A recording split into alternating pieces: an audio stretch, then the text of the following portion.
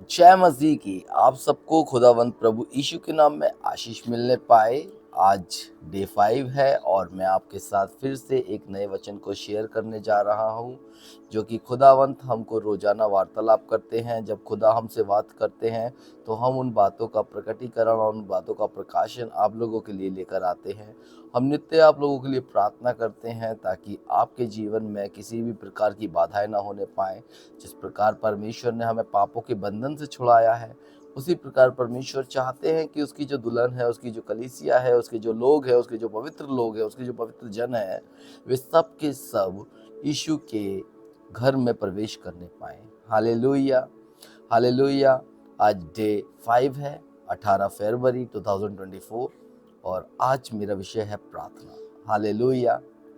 मैं आपके साथ शेयर करना चाहता हूँ कुलुस्सियों की पत्री, उसका 4 अध्याय, उसका 2 पद। मेरे प्रिय, वहाँ लिखा है इस प्रकार से, मैं बताना चाहता हूँ आपको, मैं आपके लिए पढ़ देता हूँ।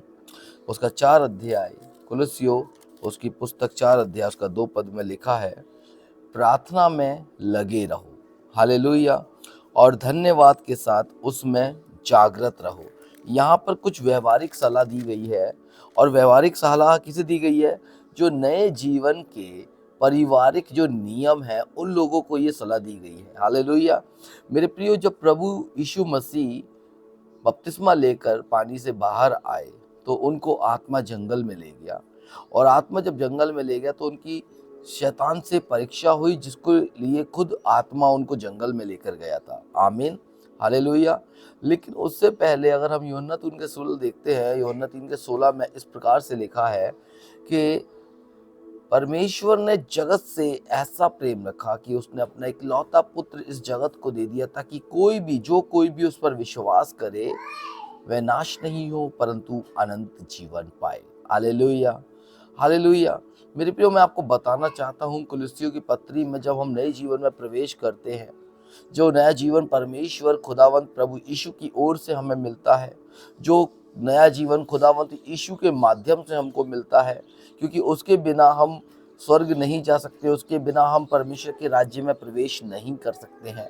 लेकिन पिता हमें चाहता है कि हम उस नए जीवन में प्रवेश करें, लेकिन उसके कुछ नियम हैं, और उसका सबसे बड़ा नियम यही है कि हम प्रार्थना करें, और प्रार्थना करके धन्यवाद के साथ उसमें जागृत रहें। सिर्फ प्रार्थना ना करें, वरन उसमें धन्यवाद करें। धन्यवाद किन बातों के लिए करें? प्रार्थना करके उन बातों के लिए धन्यवाद करना है जो रोजाना खुदा हमारे जीवन में कर रहा है। हालेलुया। परमेश्वर हमारे जीवनों में रोजाना एक काम करता है। परमेश्वर रोजाना हमारे जीवन में अनेक काम करता है। परमेश्वर रोजाना हमारे जीवन में सैकड़ों काम करता है, लेकिन हम उसके प्रति धन्यवादित नहीं रहते हैं कई बार। हालेलुया। मैं आपको बताना चाहता हूँ मेरे प्रियो, क्योंकि मसीह ने हमारी पापों की बाधा को क्या कर दिया है? हटा दिया है। हालेलुया। कल हम पढ़ रहे थे कि वो विश्वास योग्य है, वो धर्मी है, और वो धर्मी और विश्वास योग्य इसलिए है कि अगर वो परमेश्वर के सामने हम अपने पापों को मान लेते हैं तो वो हमारे पापों को तो क्षमा करता ही करता है, प्लस हमारे अधर्म से हमें शुद्ध भी करता है। हालेलुया। मैं बताना चाहता हूं मेरे प्रियो आपको कि यीशु पर विश्वास रखने वाले हर व्यक्ति को परमेश्वर के पास आने का अधिकार है। आमीन। यीशु पर जो भी लोग विश्वास रखते हैं, जो भी लोग विश्वास रखते हैं, चाहे वो कोई भी प्रकार का व्यक्ति हो, कैसा भी व्यक्ति हो, चाहे कहीं का भी व्यक्ति हो, हालेलुया, उसके पास, उसको परमेश्वर के पास आने का एक अधिकार मिल जाता है। जैसा मैं फर्स्ट डे में बताया था कि खुदा ने हमें एक डोमिनियन दिया है, हमें हमें शासन करने वाला अधिकार दिया है। क्यों? क्योंकि जो आदम ने खो दिया था, वो अधिकार हमें वापस यीशु में यूहन्ना 1:12 के अनुसार मिलता है। हालेलुया। मैं बताना चाहता हूं कि ये हमें प्राप्त है। जब हम यीशु पे विश्वास रखते हैं तो यीशु हमें परमेश्वर के साथ एक अच्छा संबंध बनाने के लिए और डायरेक्टली उससे मिलवाने के लिए हमें ये अधिकार देता है। हालेलुया। और ये हमें प्राप्त है, हम इस अधिकार को भूले नहीं। हालेलुया। यहाँ समर्पण शब्द जो है बहुत अनिवार्य है। अगर मैं अधिकार के साथ उसके पास जा रहा हूँ तो मुझे अपना समर्पण देना ही पड़ेगा। जब मैं धन्यवाद देता हूँ, जब हम धन्यवाद देते हैं तो हमें समर्पण करना ज़रूरी है। हमें धन्यवाद के साथ जागृत रहना ज़रूरी है। हमें प्रार्थना में लगे रहना है, लेकिन धन्यवाद के साथ रोजाना जागते हुए उसका धन्यवाद करना है। हालेलुया। जागृत रहने से मीनिंग ये है, जागृत रहने का मतलब ये है कि हम उन बातों को भूले ना जो खुदा हमारे जीवन में कर रहा है। बहुत सारे लोग के जीवन में ये काम होते हैं और लोग भूल जाते हैं, लेकिन खुदा हमसे नहीं चाहता, हम बसी लोगों से नहीं चाहता कि मैं जो तुम्हारे जीवन में काम कर रहा हूँ तुम उसको भूल जाओ। Hallelujah, hallelujah. यह एक आदेश है। हालेलुया मेरे प्रियो, ये एक आदेश है कि हम अपने समय का त्याग करें। प्रार्थना करने का मीनिंग क्या है? त्याग करना। हालेलुया। प्रार्थना करने का वायदा बहुत सारे लोग करते हैं, लेकिन वो कभी कभी वो जब टाइम चला जाता है तो कहते हैं हाय टाइम चला गया। अरे टाइम ही तो गया है, तुम तो नहीं गए हो ना। हालेलुया। तुम वहीं हो। जो टाइम मिल रहा है, जो टाइम तुमने सेलेक्ट किया था, सबसे पहले उस पर तुम्हें ध्यान देना है। और उसके बाद अगर नहीं मिल पा रहा, वो निकल गया समय, तो तुम्हें उसी समय घुटनों पे आना है और खुदा से कहना है खुदा मुझे क्षमा कर और मैं इस समय तेरे पास आया हूँ। ये खुदा का आदेश है, ये परमेश्वर का आदेश है कि हम अपने समय का त्याग करें। हालेलुया। ये परमेश्वर का आदेश है कि हम अपने समय का त्याग करें, और जब हम त्याग करेंगे तो हम अपने प्रार्थना के जीवन में जागृति को देख पाएंगे। हालेलुया। क्योंकि प्रार्थना में ध्यान केंद्रित करना बहुत आवश्यक है, क्योंकि खुदा कह रहा है, कुलुस्सियों की पत्री में पौलुस कह रहे हैं कि तुम्हारा ध्यान प्रार्थना में लगा रहे। तुम प्रार्थना में लगे रहो, प्रार्थना में लगे रहो, प्रार्थना में लगे रहो। दिन बुरे हैं मेरे प्रियो, इसलिए प्रार्थनाओं में लगे रहना है। हालेलुया। बहुत सारे लोग संसारिक चिंताएं में डूबे रहते हैं। संसारिक चिंताएं तब तक परीक्षा कर सकती हैं हमारी, जो संसारिक चिंताएं जो होती हैं वो तब तक हमारी परीक्षा कर सकती है जब तक हम उस व्यक्ति के साथ समय नहीं बिताते जो हमें प्रकाश देता है। संसारिक चिंताएं हमारे ऊपर तब तक हावी हो सकती हैं, जब तक हमारे ऊपर आ सकती हैं, हमारे ऊपर बोझ डाल सकती हैं, जब तक हम उस व्यक्ति के पास नहीं जाते जो हमें प्रकाश देता है। और यीशु के विषय में लिखा है कि यीशु जगत की ज्योति है। हालेलुया। उसमें से प्रकाशित होता है, उसका मुंह एकदम सूर्य के समान प्रज्वलित है। हालेलुया। वो प्रकाश में लेकर जाता है हमको। हालेलुया। जब हम उसके साथ समय नहीं बिताते हैं तो हमारा जीवन संसारिक चिंताओं में डूबने लगता है। हालेलुया। मेरे प्रियो, मैं आपको बताना चाहता हूं कि हम लगातार प्रभु के सामने जा सकते हैं। कोई एक टाइम, कोई एक समय, कोई एक घड़ी, और लोगों की तरह हम यूं नहीं कह सकते कि नहीं आज फ्राइडे है, आज सैटरडे है, आज तो शुक्रवार है, आज मैं इस वाला फास्टिंग करूंगा।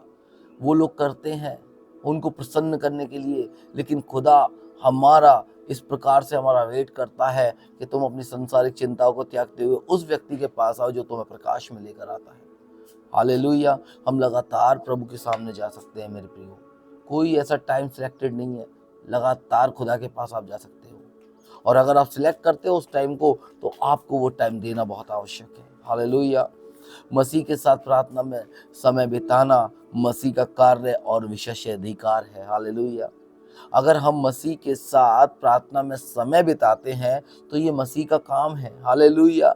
हर एक मसीह का काम है कि वो प्रार्थना में समय बिताए, और ये हमारा अधिकार भी है कि हम प्रार्थनाओं में जाकर उस विशेष अधिकार को हासिल करें और उसकी घोषणा करना शुरू करें और खुदा काम करना शुरू करें। Hallelujah, hallelujah. मेरे प्रियो, मैं आपको बताना चाहता हूं कि वो क्या है जो हमें प्रभु के सामने प्रार्थना में लाना चाहिए। बहुत सारी चीजें हम परमेश्वर के सामने लाते हैं, बहुत सारी बातों को हम परमेश्वर के सामने रखते हैं, लेकिन हमें लाना क्या चाहिए प्रभु के सामने? मैं बताना चाहता हूँ आपको, हमें सभी चीजों को खुदा के सामने लाना है। हम बहुत छोटी छोटी चीजों में खुदा को भूल जाते हैं। कई बार हम परमेश्वर को भूल जाते हैं इतनी इतनी छोटी छोटी चीजों में, लेकिन हमें सब चीजों में खुदा को, अपने परमेश्वर को, अपने पिता को, अपने उद्धारकर्ता को, अपने मुक्तिदाता को, अपनी जगत की ज्योति को हमेशा स्मरण करना है, हमेशा याद करना है। हमें सारी चीजों में खुदा को स्मरण करना बहुत जरूरी है। उसकी अच्छाई में उसकी स्तुति करें। हालेलुया।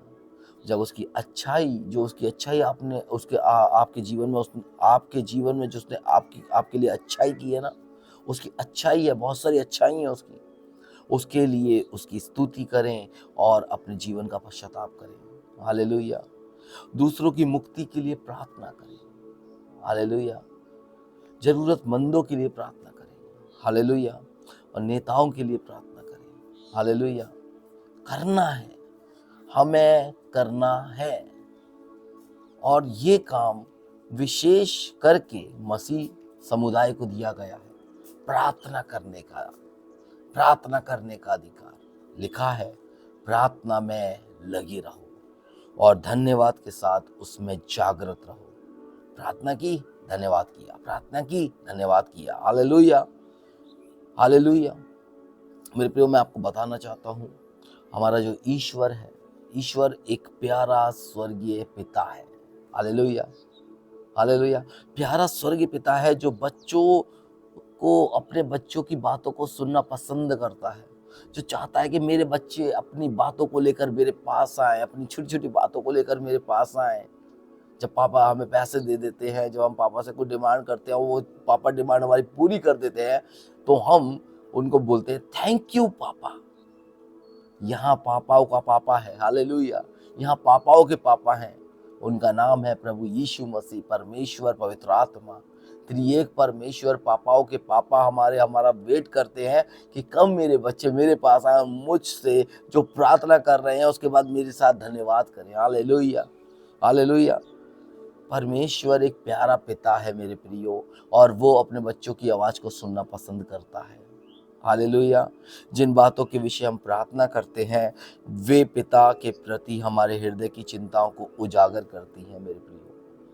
जिन बातों के प्रति हम प्रार्थनाएं करते हैं, वो हमारे हृदय की चिंताओं को उजागर करती है। वो बताती है परमेश्वर के सामने ले जाके कि देखो, हाँ खुदा, हमें ये ज़रूरत है। हम अपनी बातों को ओपन करते हैं, हम अपने हृदय को ओपन करते हैं पिता के साथ। Hallelujah, hallelujah. अपना हृदय उस व्यक्ति की ओर उठाएं। आज ही उस परमेश्वर की ओर अपने इस हृदय को उठाएं जो आपको प्रकाश में लेकर चलता है, जो आपकी परवाह करता है, जो आपकी चिंता करता है, जो आपको बोझ से निकालता है, जो आपको उद्धार देता है और जो आपके जीवन को नया बनाता है। Hallelujah, hallelujah, hallelujah. एक प्रार्थना, एक छोटी प्रार्थना आइए करते हैं। पापा, पाप की बाधा हटाने और हमें प्रार्थना में परमेश्वर के सिंहासन के सामने आने में सक्षम बनाने के लिए मसीह को धन्यवाद देता हूँ। यीशु मसीह, मैं आपको धन्यवाद देता हूँ कि प्रभु आप हमारी पाप की बाधा को हटाए, हमें प्रार्थना में परमेश्वर के सिंहासन के सामने लेकर आए और पिता परमेश्वर ईश्वर से अपने हृदय को उसके जैसा बनाने के लिए प्रभु पिता परमेश्वर हमें सामने खड़ा किया। प्रभु, हमारे हृदय को भी वैसा ही बनाइए जैसा आपका हृदय है। हम आपका धन्यवाद देते हैं। हमारी ये प्रार्थना आपके सम्मुख हम लाते हैं और धन्यवाद आपका करते हैं, यीशु के नाम से। आमीन, आमीन, आमीन। जय मसीह की।